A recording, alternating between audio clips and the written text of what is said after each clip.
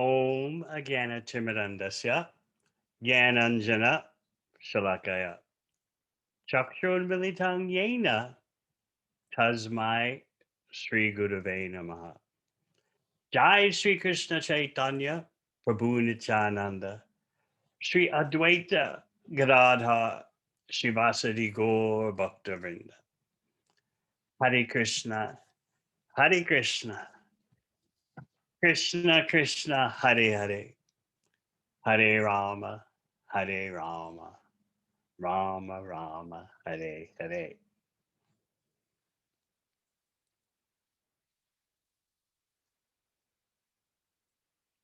This will be a different kind of presentation today, not exactly a class as you might have expected. What I wanted to do is share with you my realizations of the week so that you might get an insight into what I'm thinking about on the way to Krishna. I'll give you some insight into what I've been reading and the meditations that I've had based on what I'm reading. We'll touch on Chaitanya Charitamrita for the most part. We'll also, depending on how the time factor goes, we'll turn to Brihad Bhagavatamrita and Srimad Bhagavatam. What inspired me this week to go in a certain direction was the appearance day of Sri Madhavendra Puri on Wednesday.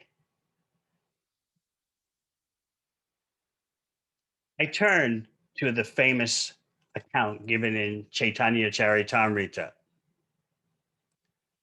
about Madhavendra Puri and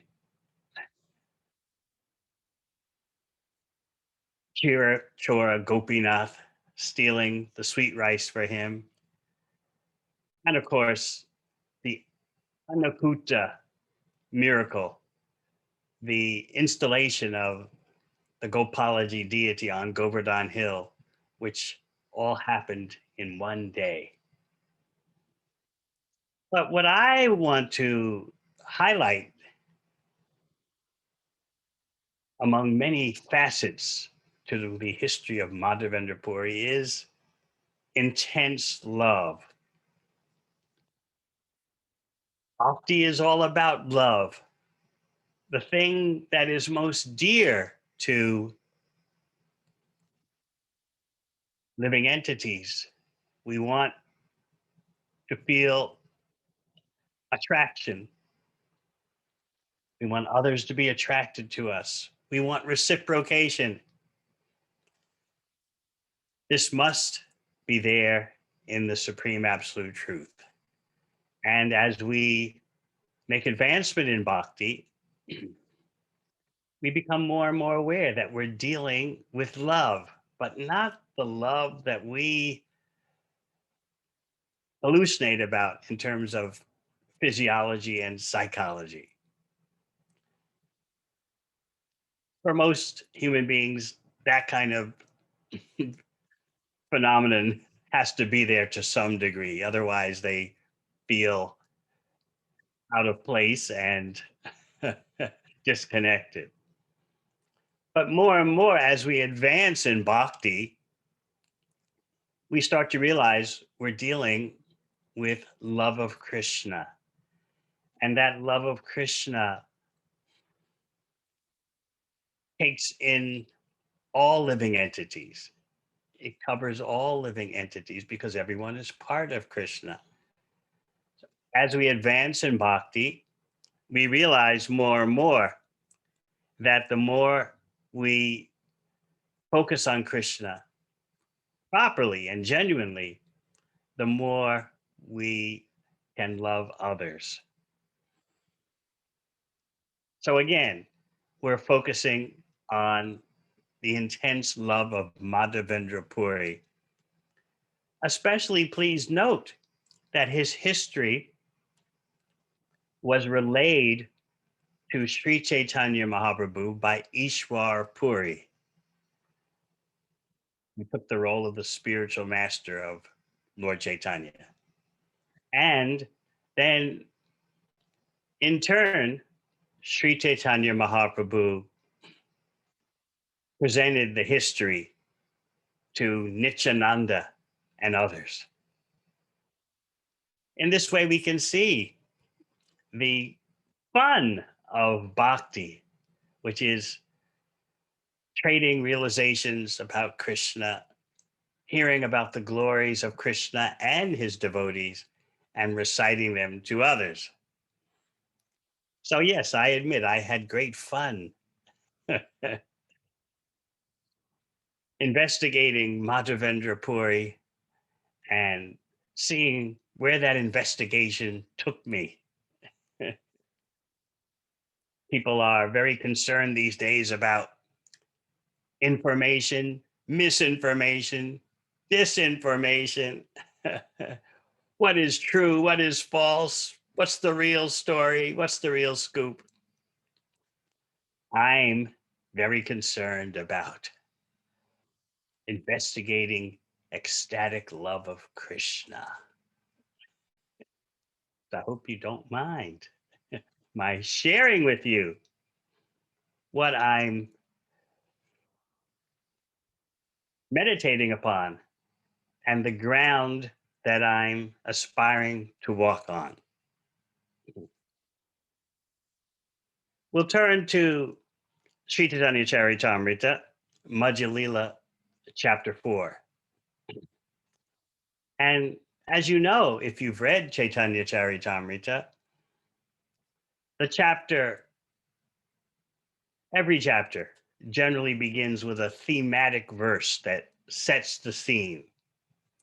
So we'll read that thematic verse, Madhya Lila, chapter 4, text 1.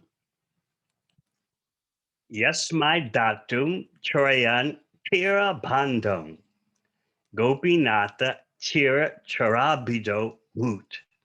Sri Gopala pradurasid vasasan yat premna tan madhavendram natosmi.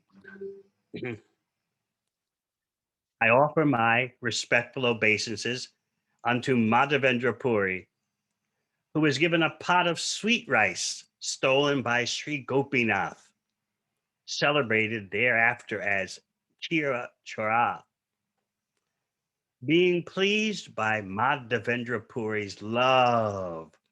Sri Gopal, the deity at Govardhan, appeared to the public vision. So, yes, focus on being pleased by Madhavendra Puri's love. Devotional service means love. And as we advance in bhakti, we realize more and more that devotional service is not simply an obligation, it's not simply a duty, but it is about exchanges of love. By our hearing about Madhavendra Puri, our appetite for true love increases. You may say that, well, Madhavendra Puri is so far beyond us, especially if we get to the end of this chapter where Madhavendra Puri's realizations about Srimati Radharani are presented. We may get to that today, maybe not. We will certainly get to it in the future. Depends on how long I'm trapped in Melbourne, Australia.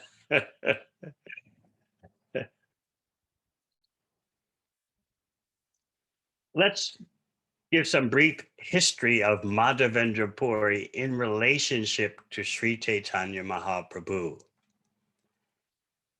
In the Adi Leela of Chaitanya Charitamrita, Krishnadas Kaviraj Goswami explains that the seed of ecstatic love for Krishna And remember, this is our theme for today, ecstatic love. You may wonder, what's that? Ecstatic love. Someone may say, I would just be happy to have any old kind of love. But ecstatic love? What can that be? Well, let me explain to you that it has nothing to do with the material energy, our beloved material energy. Sorry, it has nothing to do with that. Mm. Our devotional service is our gateway to developing real love. As I've often explained, when we talk about the flood of love of Krishna let loose by the Panchatattva, we're really talking about the flood of devotional service. So please remember this point, which I'm going to repeat so we don't forget it. Devotional service is the exchange of love. And as Krishna says in Bhagavad Gita, Tesham satatayuktanam bhajadam priti purvakam tadami buddhi yogam tam yenamam upayantite. To those who constantly engage in devotional service with priti, real affection, real love, Krishna says, I give personal instructions how to come to me. The acharyas point out, acharyas like Baladev Vijayabhushan and Vishwanath Chakravarti Thakur, they point out that a further detail is when Krishna says, I give you the intelligence, Dadami Buddhi Yogam Tam, he appears in your mental functions and speaks to you. So this is our aspiration. The seed of ecstatic love first appeared in Madhavendra Puri and then next manifested in the disciple of Madhavendra Puri, Ishvara Puri, who is, as we said, the spiritual master of Sri Chaitanya Mahaprabhu. He took that role of being guru to the Supreme Personality of Godhead. Lord Chaitanya is demonstrating by example. As you know, even Krishna, the Supreme Personality of Godhead, took Sandipani Muni as his guru, setting an example. So the seed sprouts in Sri Chaitanya Mahaprabhu and becomes the tree, the Bhakti Kalpataru, the tree of devotional service. Lord Chaitanya is not simply the tree, he's also the branches, he's the gardener of the tree, and he's the distributor of the fruits of the tree. All that is traced to Madhavendra Puri.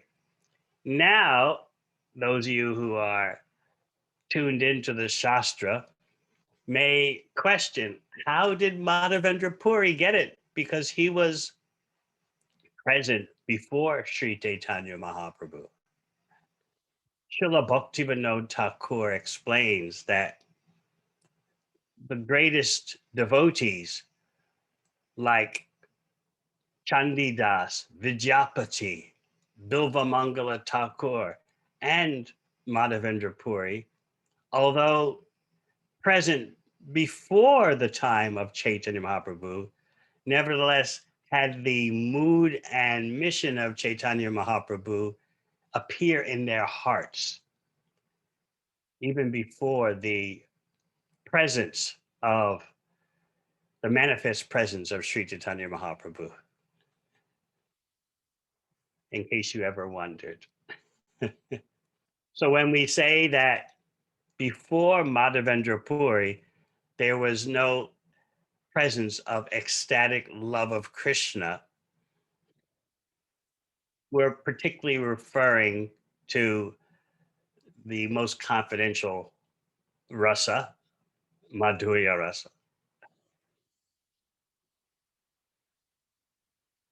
The nature of existence in this world is that things appear and disappear, just like Krishna and Lord Chaitanya come once every day of Brahma. And as Krishna explains in Bhagavad Gita, Sakalenaha Mahata Yogo Nashta Parantapa. I spoke this knowledge of Bhagavad Gita before, but in the course of time, the purport has become lost due to the force of time. So things are always appearing and disappearing, manifesting and unmanifesting. There was certainly, before Madhavendra Puri, knowledge of Krishna, but Chaitanya Mahaprabhu wanted the most confidential knowledge and experience of Krishna to be distributed, even though it's Kali Yuga, the worst possible time to live. Because of Lord Chaitanya giving such a gift in the age of Kali, the Bhagavatam points out that great saints and sages worship Kali Yuga. Just think of all the havoc in the world today, environmentally, politically, economically, pandemic, and we're worshiping Kali Yuga. Yes, because it gives one inconceivable opportunity that simply by chanting Hare Krishna, glorifying Krishna, you can attain the supreme destination easily as compared to other yugas. So again, Mahaprabhu appears in the hearts of the predecessors, even though he was not manifest in this world.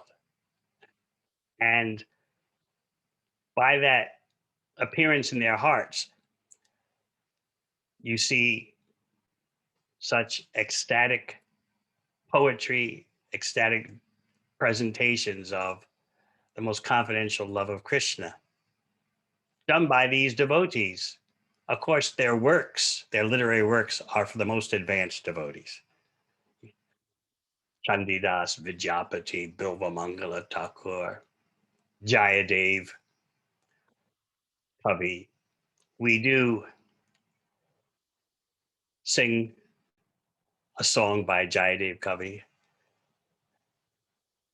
Keshavadrita, Narahari Rupa, Jai Jagadisha Hare.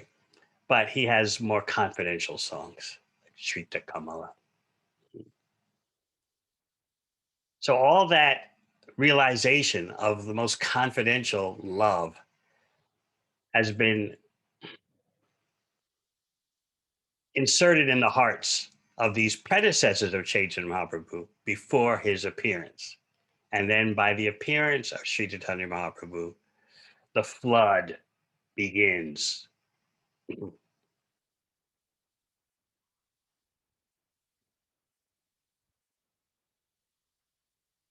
Sri Gopal appears to Madhavendra Puri and then appears to the public because of Madhavendra Puri's love. Please remember the power of pure love.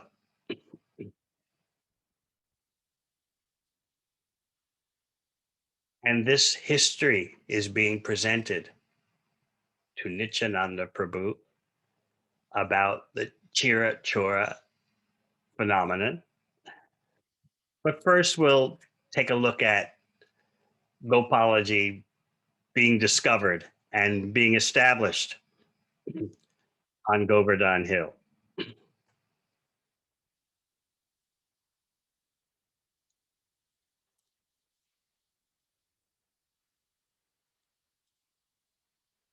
Actually, we'll go to the temple of Chirachura Gopinath, where Lord Chaitanya is speaking. We'll do that, okay? And he's there in front of the deity, and all the servants of the deities were just astonished by the intense love they're seeing in this person, Sri Chaitanya Mahaprabhu. They're astonished by his beauty, so exquisite, and by his transcendental qualities. This is our life in bhakti. Don't take the devotees around you for granted always notice their devotional efforts, their devotional enthusiasm, their devotional qualities. Yes, there can be faults, but we're like bees flying to the honey. We're not like flies going to something that is unpalatable. And we know that if a devotee sticks to the path of bhakti, the sweetness of that devotee increases and the impurities decrease. So, real life means being struck with wonder by ecstatic, intense love.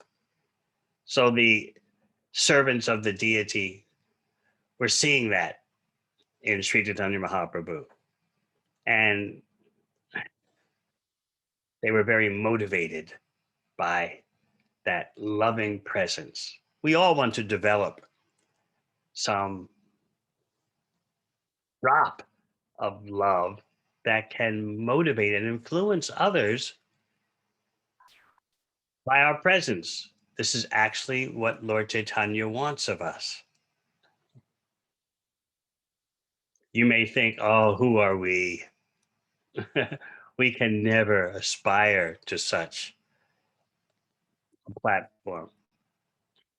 But by hearing about devotees such as Madhavendra Puri, we develop the urge and we also get the blessings of such personalities so that gradually the impossible becomes possible. On the Vaishnav calendar, when there are appearances and disappearances of great devotees, those are great occasions for begging for the mercy of such devotees. I certainly was doing that on the appearance day of Madhavendra Puri, and therefore I was inspired to further look at his intense love. Perhaps many of us would focus on the narration, the history, the events. I decided to focus on the love and what it does. Madhavendra Puri's love and how Madhavendra Puri's love influenced others.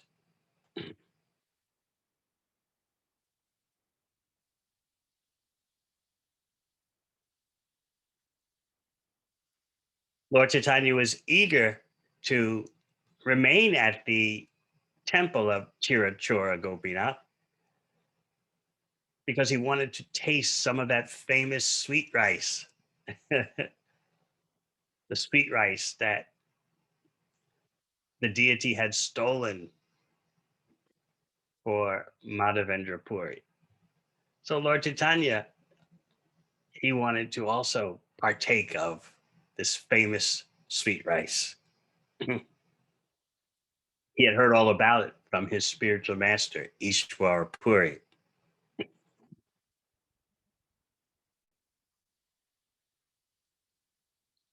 While we're visualizing Lord Chaitanya in front of Chirachora Gopinath, we hear him describe Madhavendra Puri traveling to Brindavan, where Madhavendra Puri comes upon Govardhan Hill.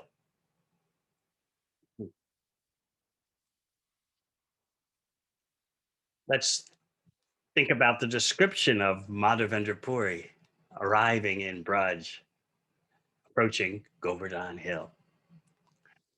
We cannot go to India right now, those of us who are stationed outside of India, but we can go there by hearing. I see Kasturika Devi Dasi. She's fortunate to be trapped in Brindavan Dham. The rest of us, we are trapped outside, but we can still go to Brindavan by hearing. Madhavendra Puri was almost mad in his ecstasy of love of Godhead, and he did not know whether it was day or night. Sometimes he stood up, and sometimes he fell to the ground. He could not discriminate whether he was in a proper place or not. He circumambulated Govardhan Hill and then went to Govindakund. Many of you have been to Govindakund. He took his bath there, and it's time in the evening for him to take rest. So he sits beneath a tree to take rest. What happened? While he's sitting beneath a tree, an unknown cowherd boy comes with a pot of milk and offers it to Madhavendra Puri, smiling. You know this account, it's very famous, but what I want you to focus on is the exchange of love. Oh, Madhavendra Puri, please drink the milk I have brought. Why don't you beg some food to eat? What kind of meditation are you undergoing?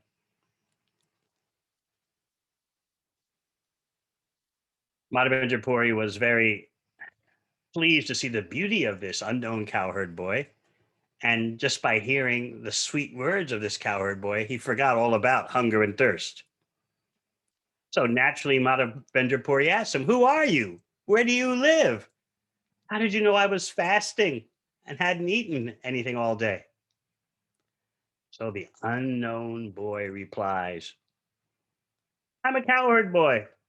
I live in this village. In my village, no one fasts. If a person, if a visitor doesn't ask anyone for food, I myself come and supply him food."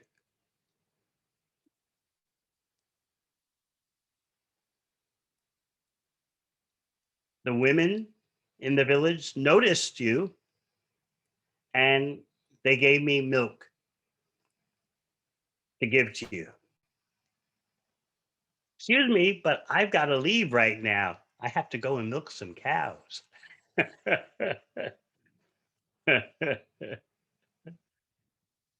Arjun Yatra knows what that's all about. Cows have to be milked. I must go. I have to go milk cows, but I shall return and fetch the milk pot once you're finished with it. Suddenly, this unknown cowherd boy disappears. Madhavendra Puri was wondering, what a phenomenon. So he drinks the milk, washes the pot, puts the pot aside, and is waiting for the boy to return. The boy never returned. All right, one of those interesting situations. So that night, sitting under his tree, Madhavendra Puri couldn't sleep. So what did he do? He just sat and chanted Hare Krishna.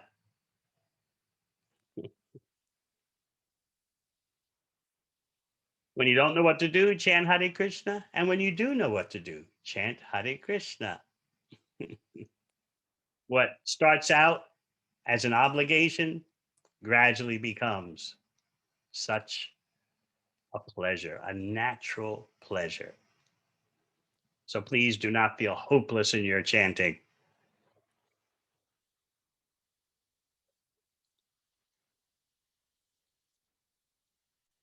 He stayed up all night chanting and didn't really doze off to sleep until the end of the night. And he slept a little bit.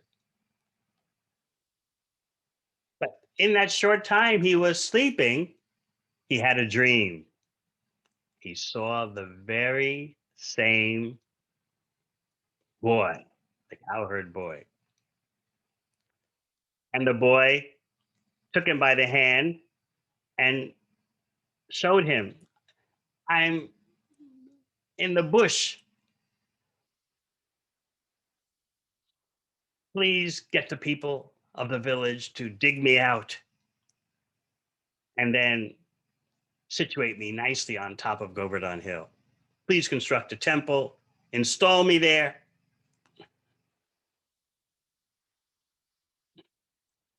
You know this narrative. But again, we're focusing on the exchange of love. That's what I want you to think about. In the dream, the unknown cowherd boy says, "For many days I have been observing you, and I have been wondering, when will Madhavendra Puri come here to serve me?" You see that reciprocation. We've often heard, don't try to see Krishna, act in such a way that Krishna, serve in such a way that Krishna wants to see you. And here we see that principle in action. For many days I have been observing you, and I've been wondering, when will Madhavendra Puri come here to serve me? Krishna is in our heart, and he's thinking, when will you come back to me?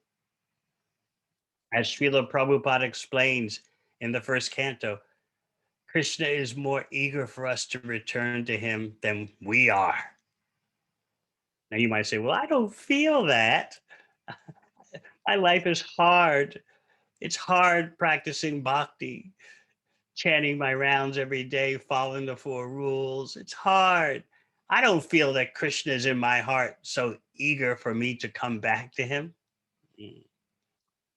But that those thoughts are due to our conditioned mind.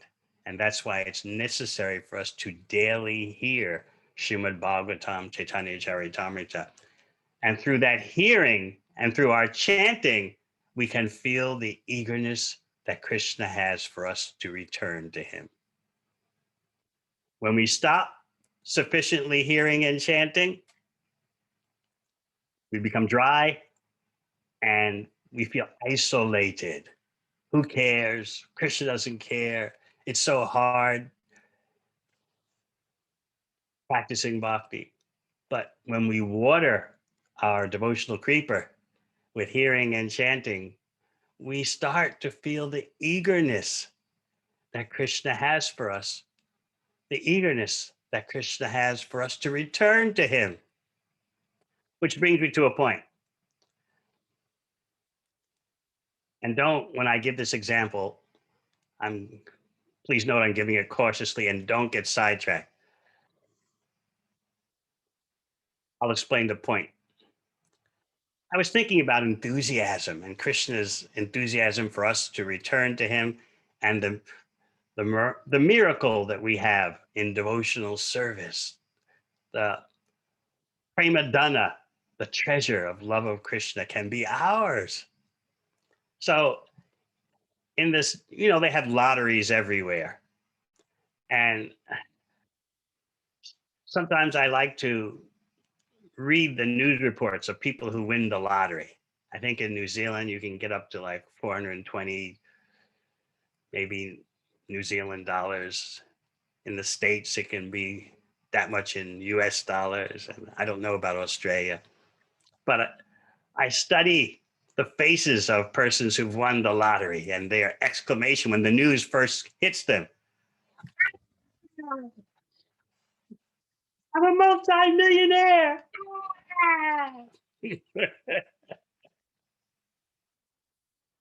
They generally say, but I'll keep working. They don't know what else to do with themselves. So I think to myself, how does their treasure compare to ours? We should be feeling that every day when we start to chant our japa. Ah, I'm so wealthy. The treasure. When we participate in a kirtan. Ah, when we taste prasad. Oh, I've got billions. So these persons who win the lottery They're showing such joy and enthusiasm over such a karmic event. It's due to their karma, and whatever happiness they're feeling will fade very quickly. But just think what we have. And why is it that we don't feel in the mood of celebration every day? That's what kirtan is all about, celebration. And this is what japa is bringing us, contact with the Supreme Personality of Godhead. But we're going to get to that in a second. Let's finish with the unknown cowherd boy who appears in the dream of Madhavendra Puri and asks Madhavendra Puri, please dig me out from the forest and establish me on top of Govardhan Hill. I've been observing you for many days, wondering when are you going to come to serve me? This will also bring us eventually to Brihad Bhagavatamrita, where we hear that Krishna in Goloka is telling Gopakumar, where have you been? I've been wondering when you're going to come back. I've been longing for your presence. So the unknown cowherd boy, now appearing in the dream of Madhavendra Puri, continues, I have accepted your service due to your ecstatic love for me. Thus I shall appear, and by my audience, all fallen souls will be delivered. I've accepted your service due to your ecstatic love for me. Oh, if we can only approach doing devotional service in that way. And then the unknown cowherd boy, still in the dream, announces himself. My name is Gopal. I'm Govardhan Dhari, the lifter of Govardhan Hill. I was installed by Bhadra. Bhadra is the great grandson of Krishna. I was installed by Bhadra, and here I am the authority. So Sri Gopal continues in the dream, giving some history, why he's been hidden in the bush, because the Pujari did that during an attack by Muslim invaders. So after this, the boy disappears. Madhavendra Puri wakes up and begins to think about his dream. Transcendental lamentation ensues. I saw Lord Krishna directly. That unknown cowherd boy who delivered the milk to him and left the water pot. I saw him directly, but I could not recognize him. He fell down on the ground in ecstatic love, crying for some time. Saw him, but I didn't recognize him. That was Krishna who came to me. That cowherd boy was Krishna. So after crying, he fixed his mind on executing the order of Gopal, and then he became tranquil because the order of the Lord is non different from the presence of the Lord. The order of the spiritual master is non different from the presence of the spiritual master. We have Guru Vapu and Guru Vani. The Vapu is the physically manifest presence of the spiritual master, and the Vani is the instruction. Association with the Vani is actually more intense, but this takes some time to realize because we're so hung up on the bodily platform. Physical association for us is the everything.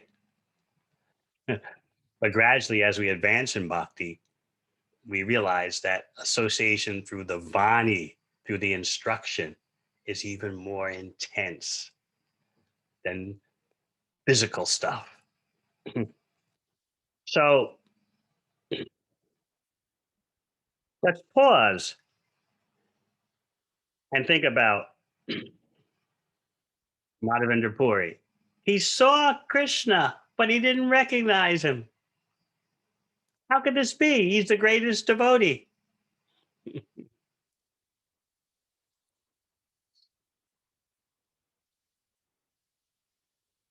We are not the supreme controllers of our perception. This Madhavendra Puri incident teaches us that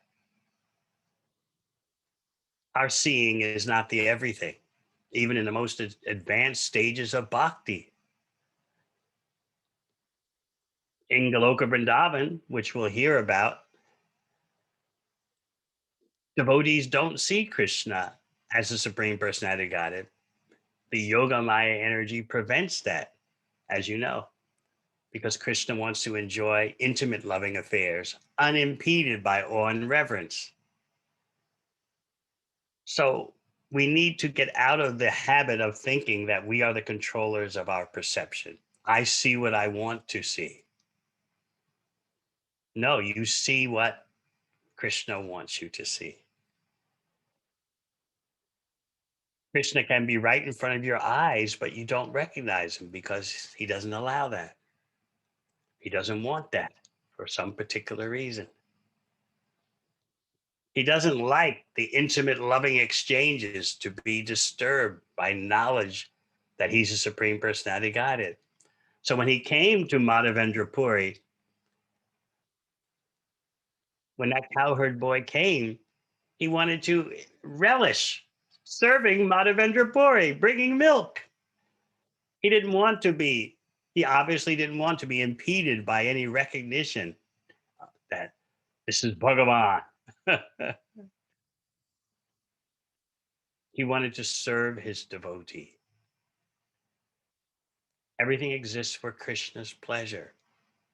So our perception is subject to Krishna's pleasure.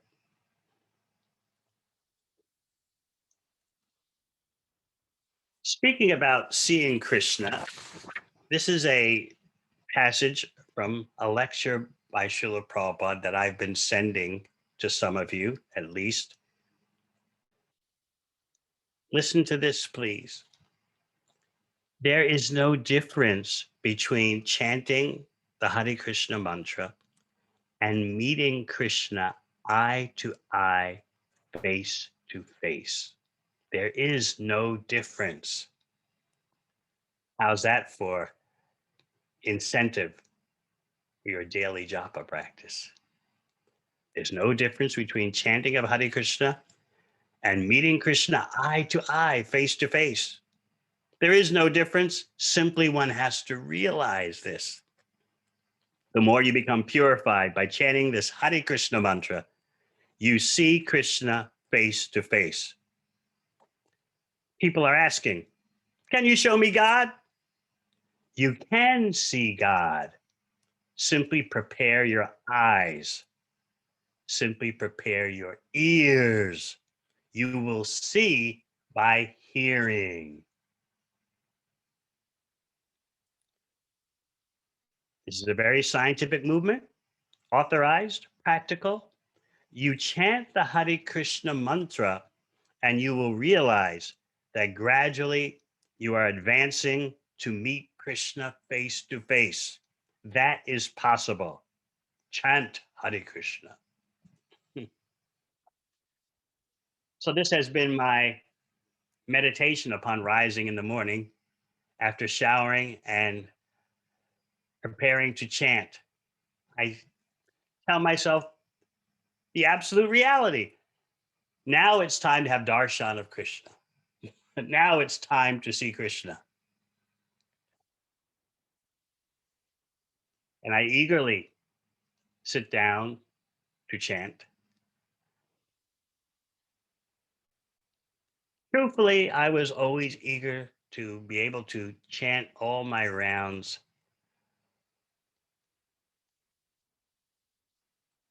without having to walk. Due to aging body and the muscles stiff, sometimes I would have to pace. I didn't really, myself, I didn't like to do that.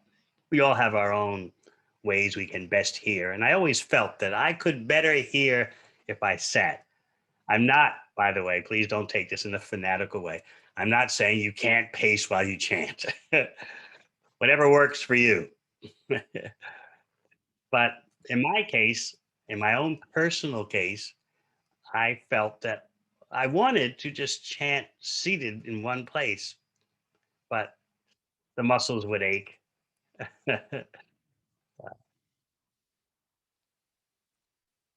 I maybe how many months ago now?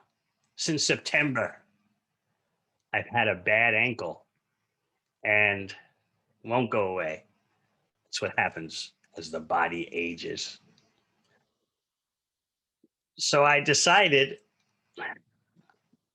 sore as the hip muscles are, if I stay off my ankle and just chant seated without getting up to walk around, that will be good for the ankle and it'll be good for my hearing.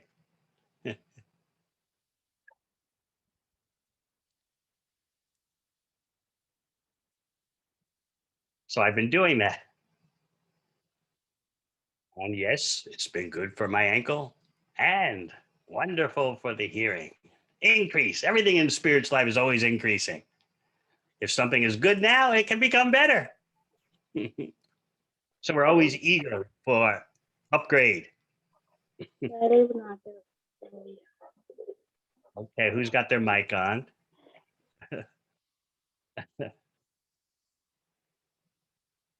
So before I chant every morning, I prepare myself. Now it's time to see Krishna through the ears. I'm preparing my ears to see. So I recommend this to all of you. You want to see Krishna? You're thinking, oh, if I could only see Krishna, my spiritual life would be so surcharged. You can see Krishna every morning, but you have to see Krishna how he wants to be seen. Just like in the case of Madhavendra Puri.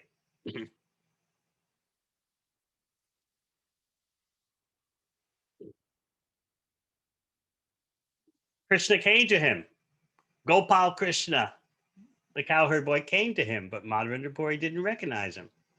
In that way, Krishna could have very intimate dealings with Madhavendra Puri, serving him milk.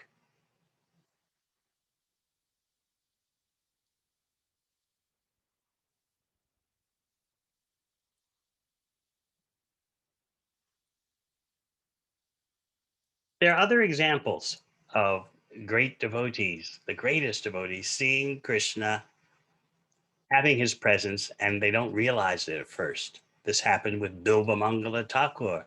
He's blind materially.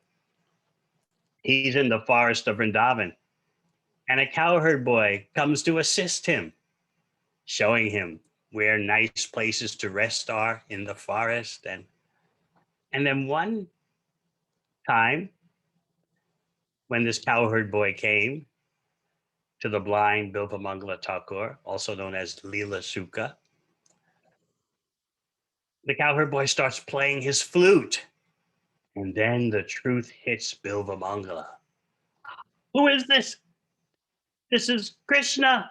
And he grabs onto Krishna with his hand because he can't see materially.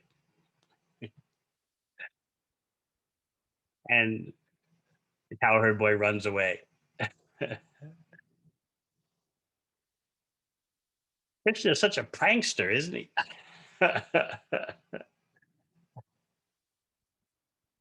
What other example comes to mind?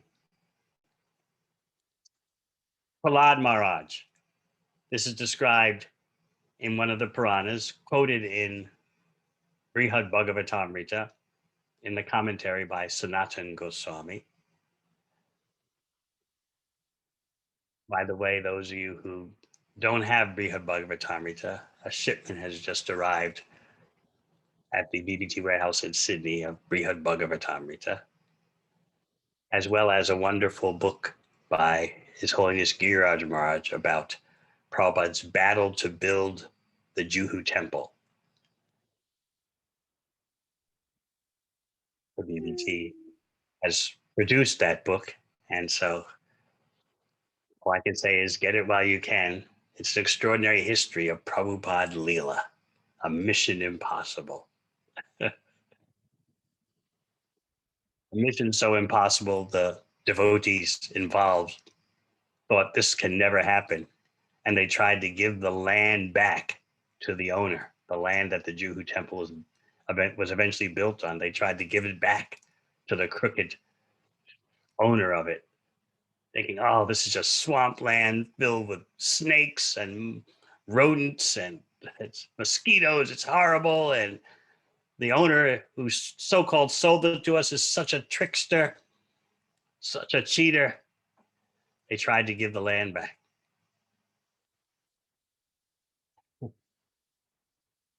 And Prabhupada had to send a lady devotee, Malati Devi Dasi, to cancel the devotees' attempt to cancel the purchase of the land.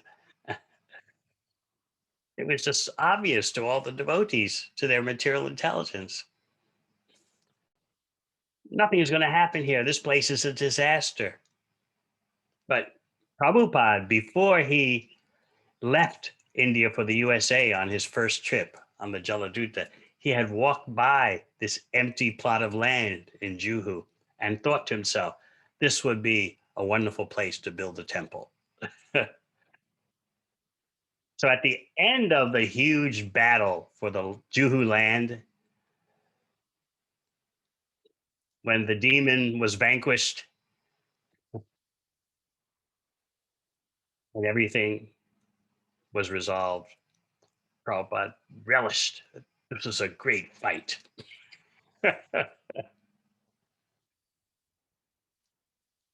And he told His Holiness Giriraj Maharaj that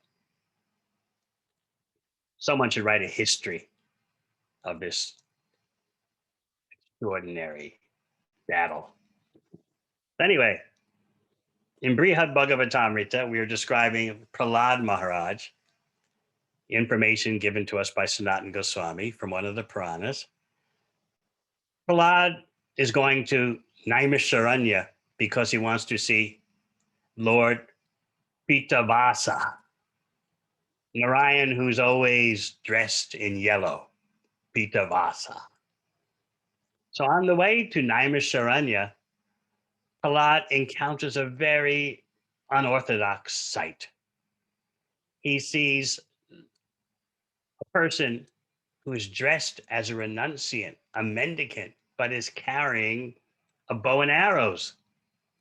Prahlad, being chief executive, entrusted to rule by the request of Lord Nrsingadev, he knows this is abominable. Chapter Varnam Mayastristam. There are four occupational orders of life. You're either a Brahmana or you're a Kshatriya, but you can't be so heterodox, such a concoctor to present yourself as a mendicant, a renunciate, as well as a Kshatriya warrior. So it's my duty to uproot such adharma, such irreligious practices. So he vowed, I will conquer you, I will defeat you, straighten you out. And so he began to battle with this strange personality. And they battled and battled. This went on for a few days, and then they would rest at night. So one morning, amidst these days of battle, Prahlad was doing his puja in the morning before the day's battle. And he offered a flower garland to his deity. And he looked and he saw nearby that same person who he had been battling appeared and had the very garland on him that Prahlad had placed on his deity. And Prahlad realizes, wait a minute, this is the Supreme Personality of Godhead. I put the garland on my deity, and now this person appears nearby with the garland on him. Oh no, I didn't recognize that this is the Supreme Personality of Godhead. What a fool am I? Again, showing you that what you see depends on what the Supreme Personality of Godhead allows you to see. So you can imagine Prahlad, how he's feeling. And besides offering his regret, actually, he was giving pleasure to the Supreme Lord Pitavasa by his fighting. But in presenting his regret, he said, what am I going to do? I'm a Kshatriya. I made a vow to conquer you. I haven't completed the vow. A Kshatriya has to keep his vrat. He has to keep his vow. Oh no. And Lord Pitavasa told him, I'm always conquered by you, Prahlad.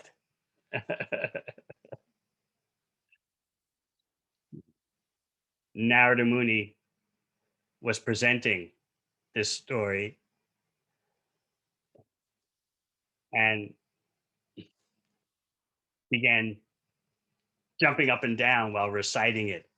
Conquered by us, conquered by us, conquered by us.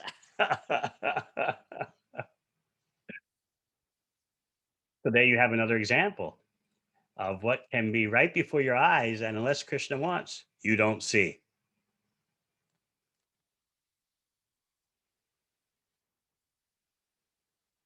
What other examples can we give?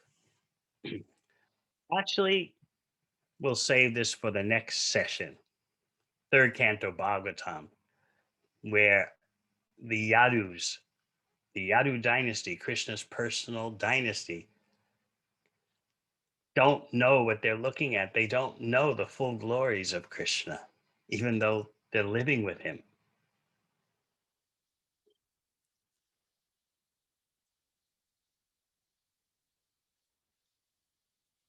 I know what I'd like to present right now. Something from Brihad Bhagavatamrita. Very fascinating. Gopakumar has made it to Sri Goloka. And what does he see?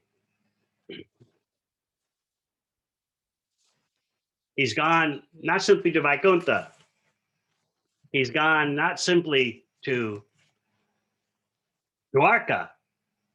No, he's in Goloka Vrindavan.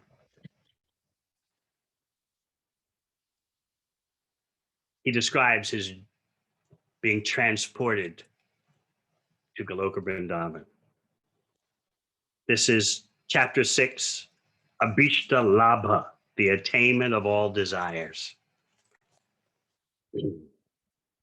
Chapter 6 of part 2 of Brihad Bhagavatamrita. I saw myself being transported to another place along some wonderful path by a vehicle flying faster than the mind and higher than one can imagine. Collecting my wits, I was amazed to see I was passing through Vaikuntha Loka and going beyond. He's going beyond Vaikuntha. Not only beyond Vaikuntha, but he notices with great delight, he's going past Ayodhya and even past Dwarka.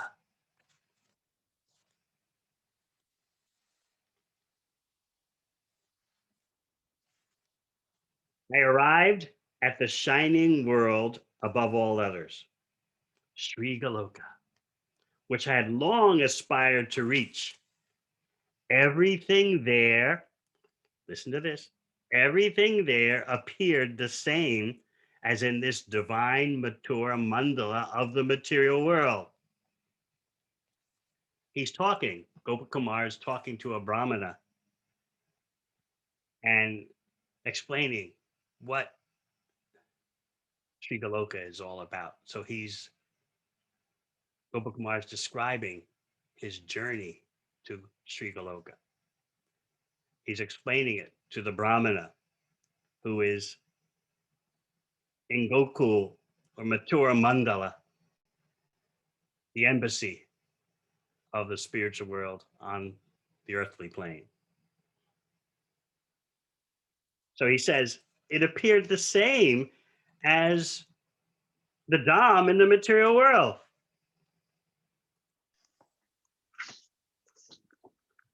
So we see the explanation given that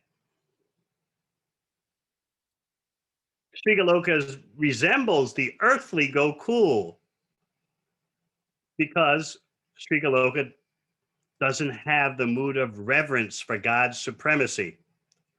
And instead, it displays the priceless treasure of super excellent praying, intimate praying. So it's not like Vaikuntha, where there's just such inconceivable opulence.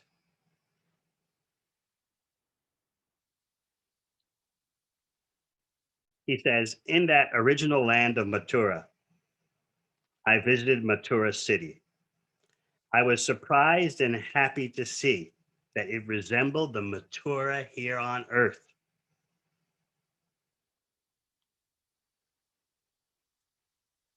So above Vaikuntha, things appear to be as they are on earth.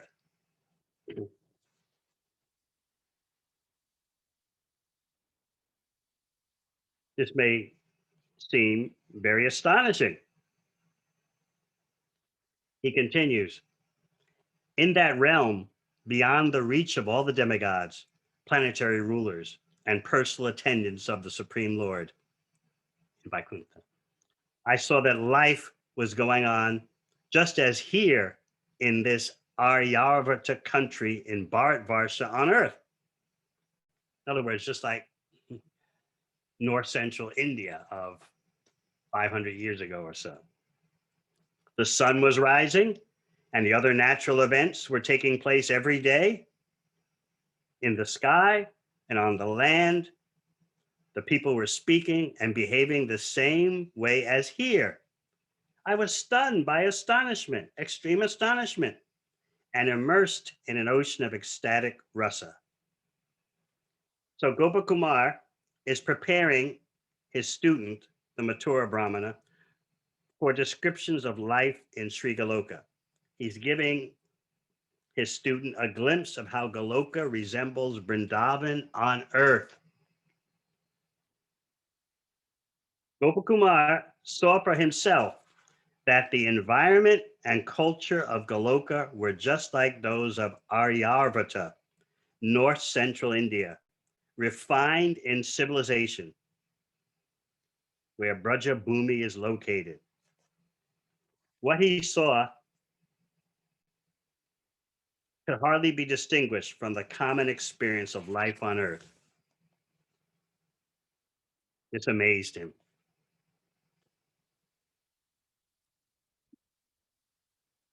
So, what do you think of that? Does it mean that Sri Galoka is mundane? No. Everything in Sri Galoka is composed of Satchidananda. There's no matter there. It, it looks like earthly existence. Gopal Kumar is pointing out, it looks like north central India and Brajabhumi of 500 years ago, but everything has a completely different composition.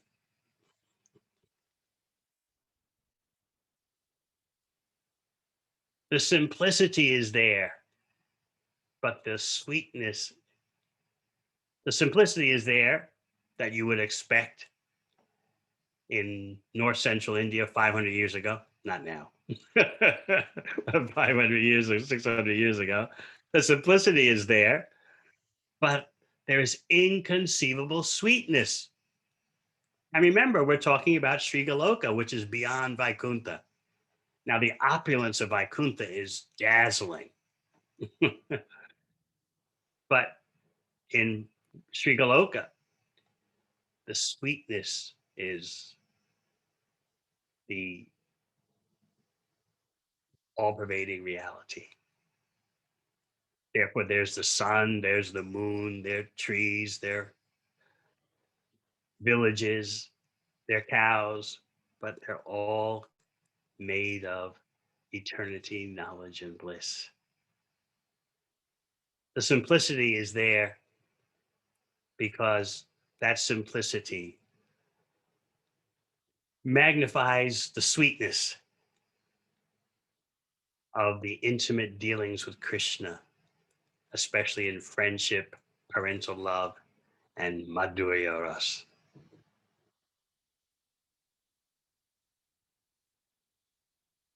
Perhaps another time we'll review the discussion in Chaitanya Charitamrita after Rath Yatra, where Sup Damodar and Srivas Thakur are having a debate as to which is superior, the opulence of Vaikuntha or the sweetness of Vrindavan. And guess who wins?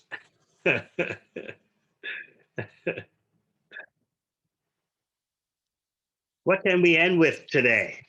Mm,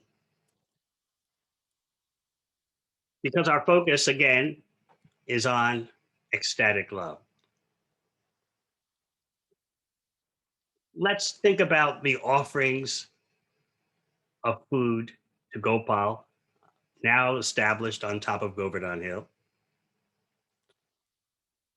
And there's a miracle going on in terms of prasad. We've talked about the miracle of seeing Krishna through the ear. Now we'll talk about the miracle of tasting Krishna through the tongue.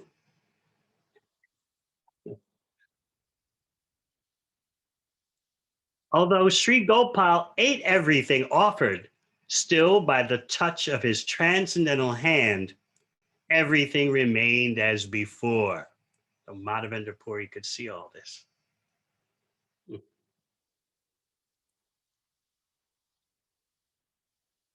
By the, in the purport, Prabhupada explains that by the touch of Gopal's transcendental hand, all the food remains exactly as before. It's the quality that is changed. Before the food was offered, it was something else. But after it is offered, the food acquires a transcendental quality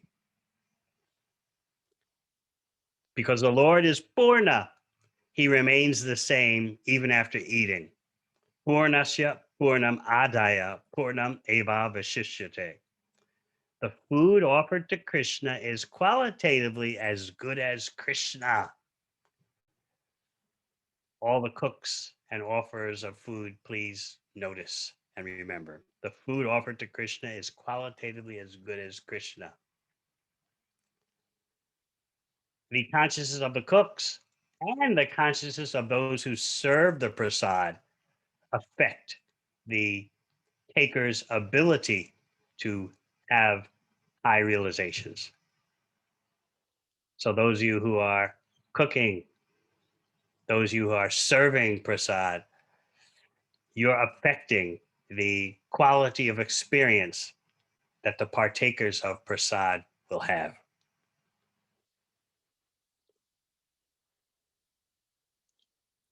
The food offered to Krishna is qualitatively as good as Krishna. Just as Krishna is avyaya, indestructible, the food eaten by Krishna, being identical with him, remains as before. Apart from this, Krishna can eat the food with any one of his transcendental senses. He can eat by seeing the food or by touching it. Nor should one think that it's necessary for Krishna to eat. He does not become hungry like an ordinary human being. Nonetheless, he presents himself as being hungry, and as such, he can eat everything and anything, regardless of quantity. The philosophy underlying Krishna's eating is understandable by our transcendental senses. do you think about that? The philosophy underlying Krishna's eating is understandable by our transcendental senses. Mm.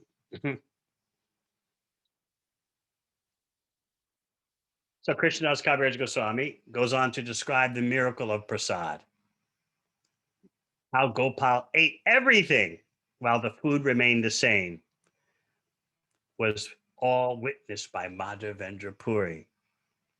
Why could he see it? Because nothing remains a secret to the devotees of the Lord. He's advanced enough to see all that. Furthermore, how is it that Madhavendra Puri arranged the festival to install Gopal in one day? He arranged and installed the deity in one day.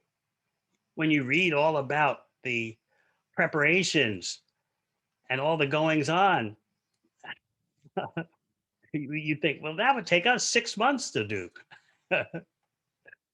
We try to put on a little festival and it taxes us to the depth of our life.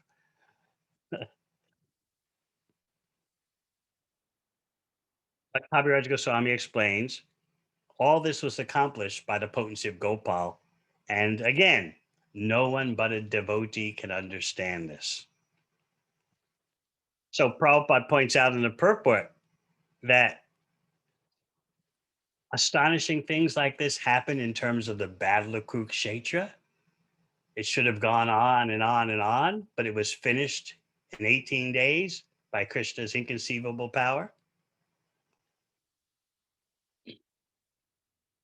And he writes that in 5 years at that time, for 5 years, the Krishna conscious movement had been present and had spread all over the world. This is astonishing. But then he asks, why does Krishna have to take 5 years? In 5 days, he can drown the whole world in his name, form, qualities, and pastime.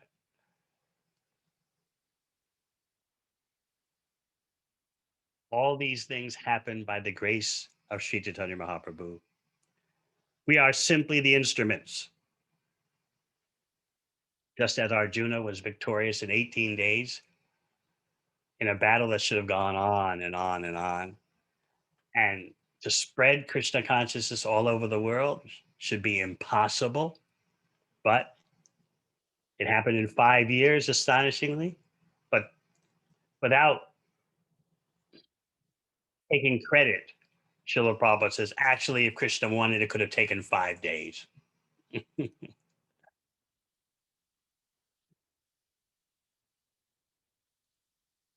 So he writes, if the preachers in our Krishna conscious movement are sincere devotees of Krishna, Krishna will always be with them because he's very kind and favorable to all his devotees.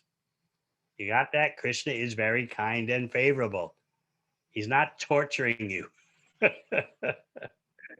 He's not making your life miserable.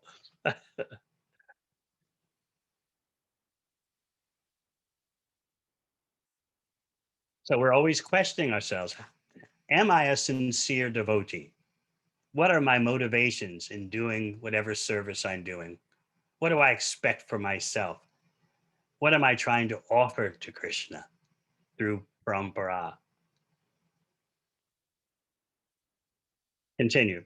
Just as Arjuna and Krishna were victorious in the battle of Kurukshetra, this Krishna consciousness movement will surely emerge victorious if we but remain sincere devotees of the Lord and serve the Lord according to the advice of the predecessors, the six Goswamis and other devotees of the Lord.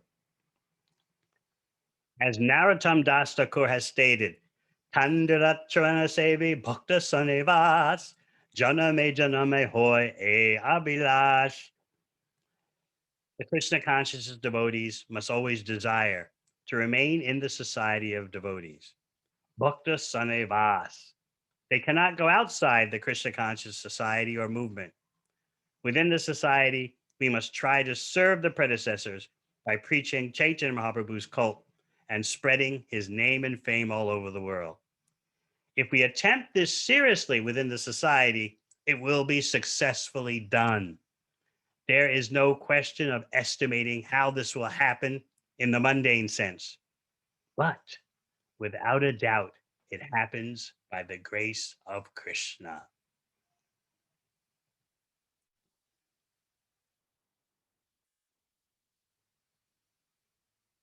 So we're about one third of the way through what I wanted to say.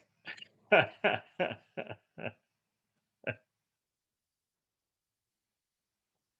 want to get eventually to the end of the chapter where we hear the most sublime realizations of Madhavendra Puri and Chaitanya Mahaprabhu's response. But we're getting there. We'll save it for the next time or the time after. And my location, I can't say what it's going to be. Waiting to fly to New Zealand when that will happen. But meanwhile, I'm taking advantage of my circumstances to rest my ankle and to focus on hearing and chanting even more since I can't go out and help others to hear and chant by outreach programs. So maybe we'll take a few questions.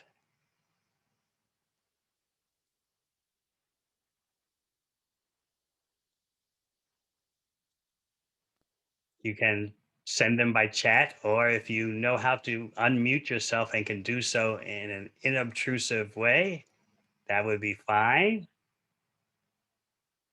Hare Krishna Gurudev. Thank you for the nice class and thank you for sharing your meditation. Um, I wanted to ask you mentioned about how when we're chanting, we are actually seeing Krishna face to face and eye to eye. And I was just thinking about myself, I don't have so much of a love to, or the strong desire to see Krishna, and so hence not very deep chanting. So how can we develop that strong desire to want to see Krishna and in that way go deeper into our chanting? Just by hearing about the need and trying to do it, Krishna in your heart becomes impressed. So when you go to sleep at night, think to yourself, tomorrow morning, I'm getting up to chant. That means to have Krishna's darshan, to see Krishna. And you can remind yourself periodically while chanting, Krishna's here with me. I'm seeing Krishna. Never mind what my material mind tells me. Never mind what my eyes tell me. Krishna is coming to me through my ears. This is why I gave the example of Prahlad Maharaj, of Madhavendra Puri, seeing the Supreme Personality of Godhead, but not knowing it.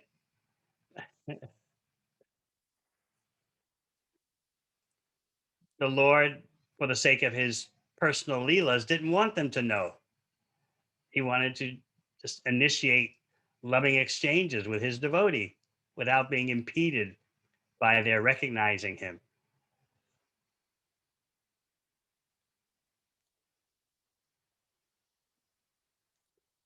I often tell the story, and you probably heard it, about at least what he used to do, what Bill Gates, one of the richest men in the world, used to do. He's, of course, now divorcing his wife, and she'll be one of the richest ladies in the world.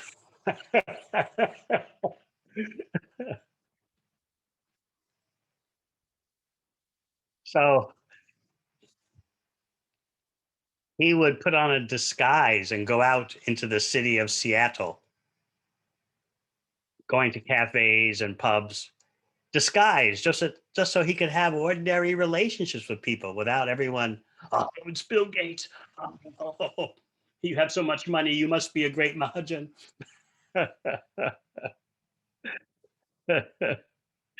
He felt such a need for having personal relationships unimpeded by knowledge of his opulence. Of course, unfortunately, he extended that to recruiting others beyond his wife, evidently. You think he's got billions. Why don't you be satisfied with what you got, Bill? That's not the way the material energy works.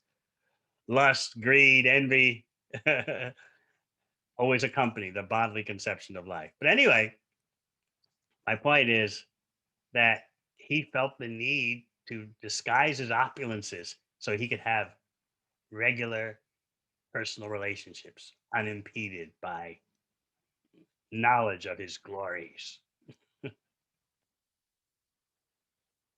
So, what to speak of the Supreme Personality of Godhead? This is why Krishna has Sri Goloka, Goloka Vrindavan, beyond even Dwarka. What to speak of Ayodhya and Vaikuntha. And remember, Gopakumar describing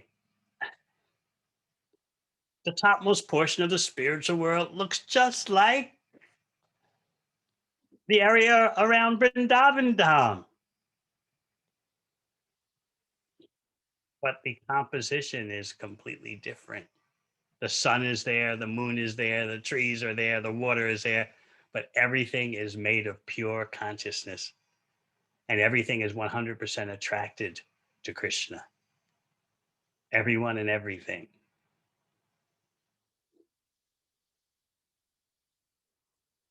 Krishna loves the simplicity of his homeland because it's designed so that sweetness is magnified, whereas Vaikuntha is designed so that opulence, Aishvarya, is magnified. Next time, if we get to the debate between Srup Damodar and Srivas Thakur, we'll see the various characteristics of Vaikuntha contrasted with those of Goloka Vrindavan.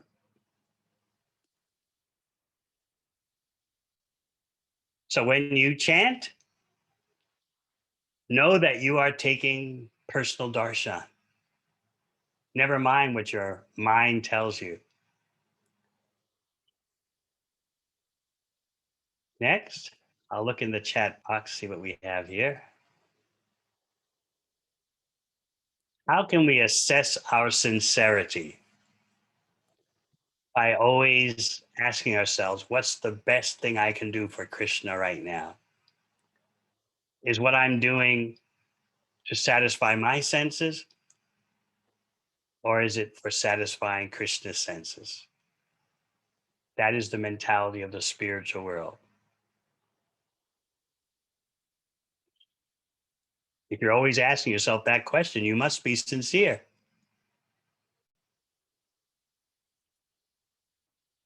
Next question. In pursuit of transcendence and self realization, we may inadvertently lose touch with our more human side, replete with emotions and sensitivities that others can appreciate and relate to. This may become a barrier in our attempts to make and maintain friendships, either within the society of devotees or with those whom we are trying to outreach to. How to overcome this obstacle in our social endeavors. Someone who is genuinely pursuing or properly pursuing transcendence and self realization, as you say, does not lose touch with how to best exist in this world. In fact, you become much better at it. You do become more sensitive. You do become more loving. It takes time, though. But we're very impatient, and therefore we sometimes like to blame bhakti. It made me insensitive. I was simply focused on Krishna, Krishna, devotional service, and I neglected my human side and the human side of others. Well, why are you blaming that on bhakti?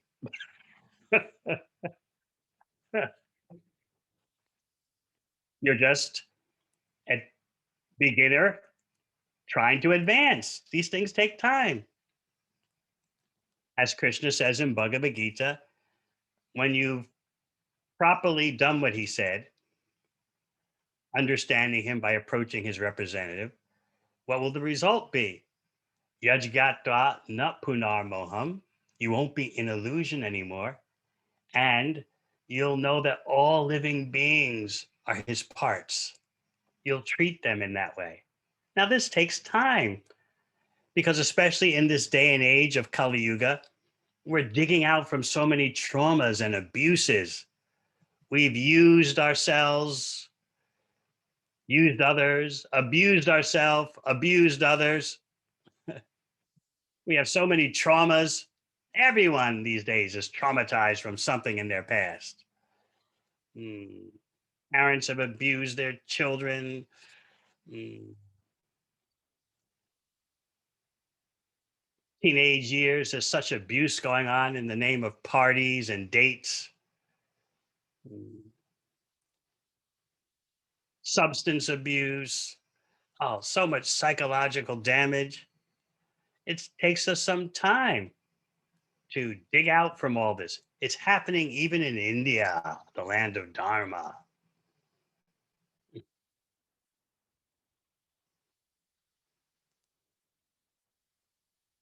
So we have to be practical about the baggage that we're bringing to bhakti, and at the same time, be confident that if we patiently and determinedly apply ourselves, we can actually learn how to deal with others properly. It does take some time. And in the meantime, we are serving Krishna. We're not just standing idle, waiting to become perfect. No, day by day, we're engaged in Krishna's service. Bhakti is all gain and no loss, but it takes time. So let us not blame bhakti for our shortcomings. I was trying to serve Krishna, and in the process of trying to serve Krishna, I neglected this and I neglected that. We emphasize care for devotees. We are spirit souls having a human experience. We're not human beings having a spiritual experience. The big difference there. So, according to our ashram, we become more expert in dealing with other persons, both devotees and non devotees. The different ashrams show that increasing love and care in different ways.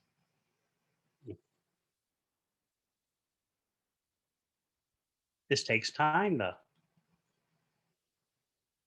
So it's good to be aware that we can always improve in our dealings with devotees, in our dealings with our family members. We're conditioned souls, and that's where the problems come from.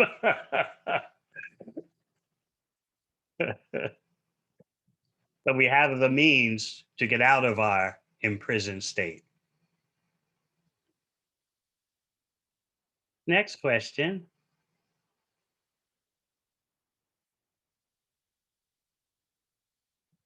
We are unable to recognize the presence of Krishna while he is present as per his will. How does the disciple recognize the full glory of the Guru and Vaishnavas while we are overfamiliar and blind to the full glory of our situation?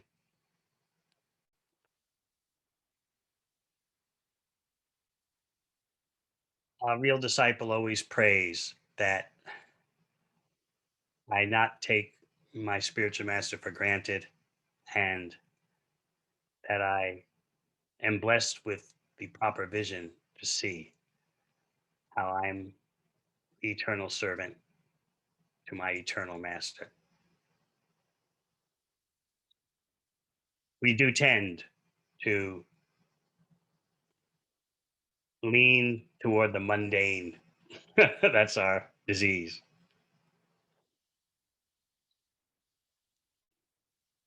Therefore, we see through the eyes of Shastra. As far as you're saying, recognize the full glory of the Guru and Vaishnavas. Full glory? That's what we aspire for, but that's the perfectional stage. We can just pray, give me one drop of realization. I aspire for just one drop. But as Kaviraj Goswami says in Chaitanya Charitamrita, just one drop of pure love of Krishna can drown the whole universe. So remember, our theme for today is ecstatic love for Krishna.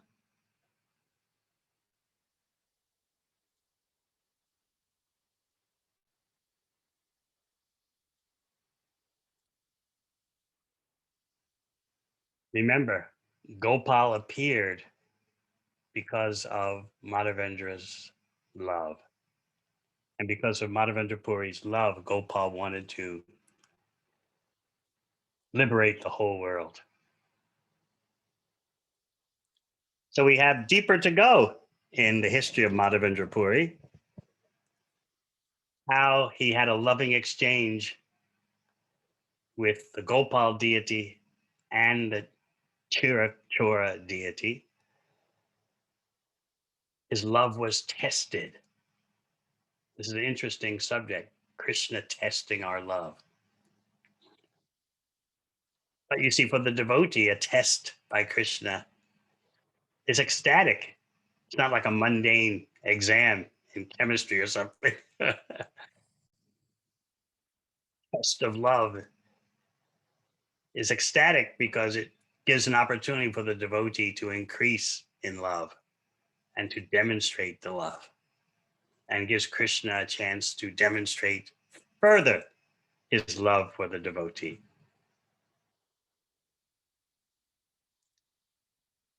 Last question, someone's asking that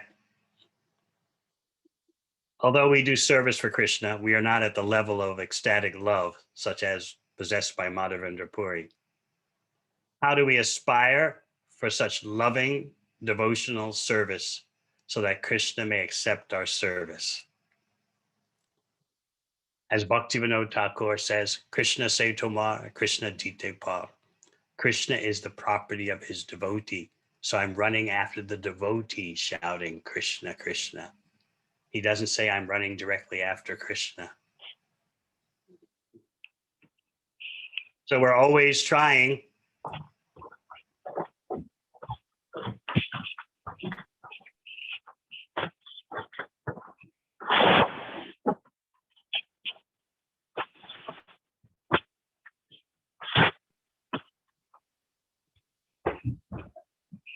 Nikunja Vasuni, please mute your microphone. Can the host please? Okay. This is the mystery of bhakti.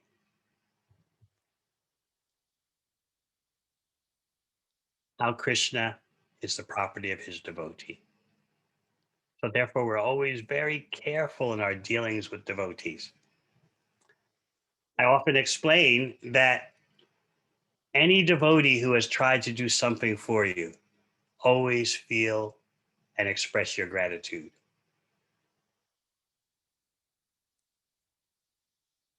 Even if sometimes in service later down the road you may have a disagreement with that devotee, how to best serve Krishna, still express your gratitude. And that gratitude encourages devotees to go on reaching out and caring. I've explained how if we fail to show gratitude, in fact, even worse, if we show scorn and roughness to someone who's helped us at some point in our devotional life. This is discouraging for the devotee. Oh, I'm not going to care for devotees anymore. Look, this is how they treat you after you give your life for their progress. And it's very bad for your own spiritual life. So, our program is caring for devotees and appreciating devotees. Even you may not agree with them on everything. And who agrees with everyone about everything? It's not possible. Spouses don't even agree on everything. Why do you expect? I'm looking at Nandishwar and Gaur Mantra. Of course, they agree on everything 100%.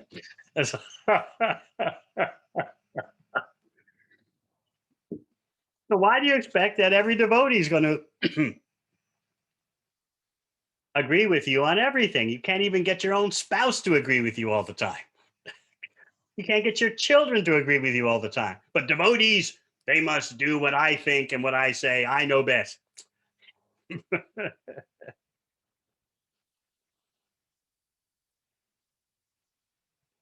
Associating with devotees is an art, a transcendental art. I always explain, and we beg Krishna for the ability to properly associate with devotees. It's not a ordinary skill. It's not a mundane social skill. So please keep in mind, caring for devotees and expressing appreciation, even if there's some disagreement. We should be doing like this. We should serve Krishna like that. Why did you do this? You should do it that way. That's always going to be there because we're individuals.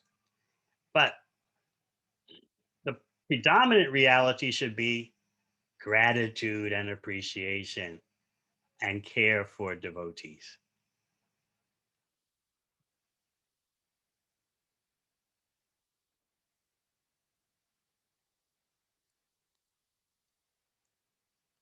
Krishnendu wants us to know that in Bhagavad Gita, Prabhupada says, Krishna's hearing the devotees' words of love and offering foodstuffs is wholly identical with his eating and actually tasting.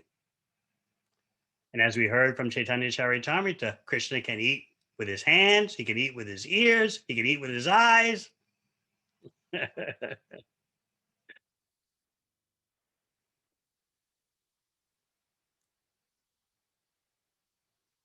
So I'm looking forward to getting deeper into Madhavendra Puri, especially as Chaitanya Mahaprabhu begins to explain Madhavendra Puri's most exquisite contributions to bhakti.